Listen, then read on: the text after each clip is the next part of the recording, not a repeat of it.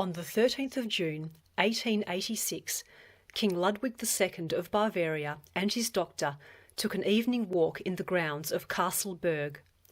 Hours later, their bodies were found floating in nearby Lake Starnberg. What exactly happened remains a mystery unto this day.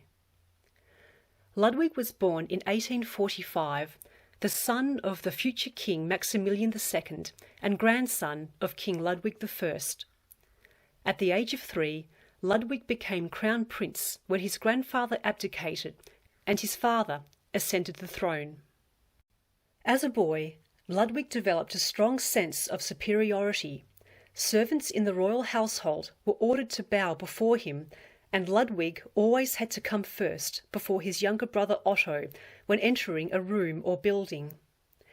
In addition to this, Ludwig had a vivid imagination and a dreamy, romantic temperament. When he was 15, his father took him to a performance of Tannhauser by Richard Wagner.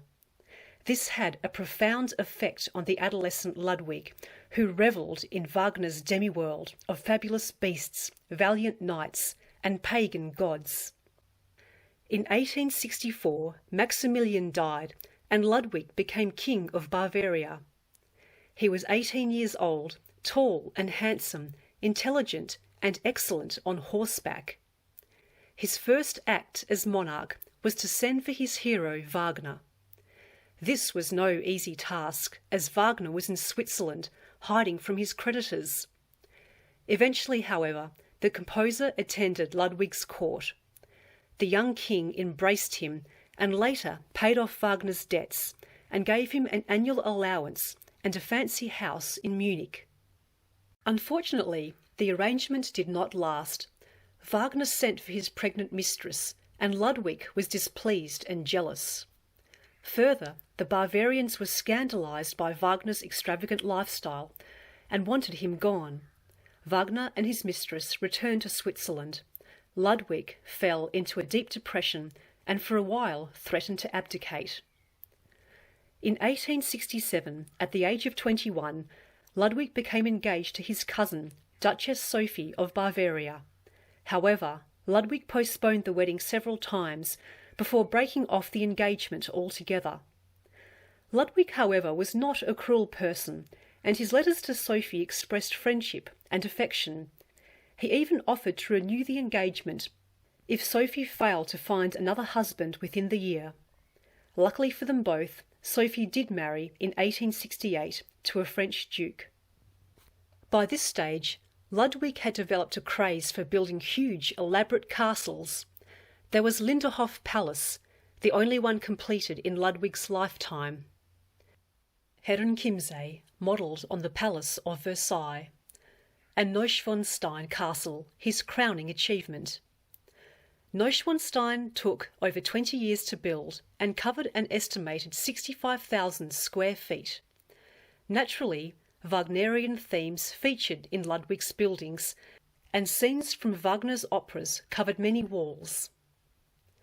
Thanks to his castles, Ludwig was in debt to the tune of 14 million marks.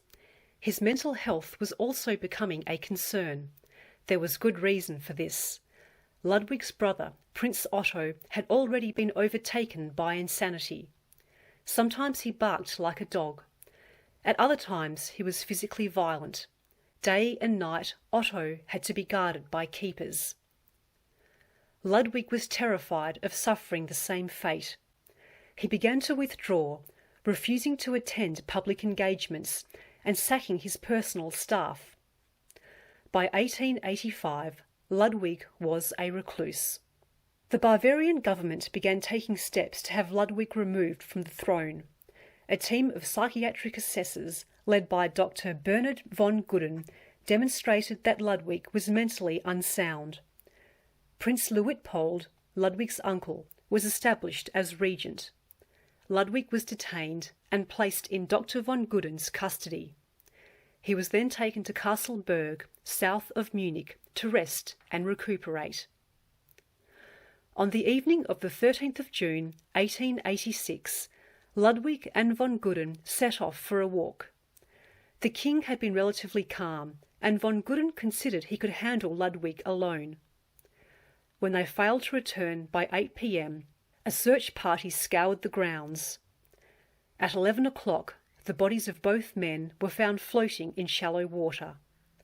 The doctor's face was bruised and scratched, and one fingernail was torn off. Ludwig, by contrast, was unmarked. The official finding was that the king had tried to commit suicide by drowning himself in the lake, and that Dr. von Gudden was killed while trying to stop him. Then, it was said, the king waded into deeper water and drowned before his body floated back to shore. There is, however, an unofficial version of events that says both men were murdered.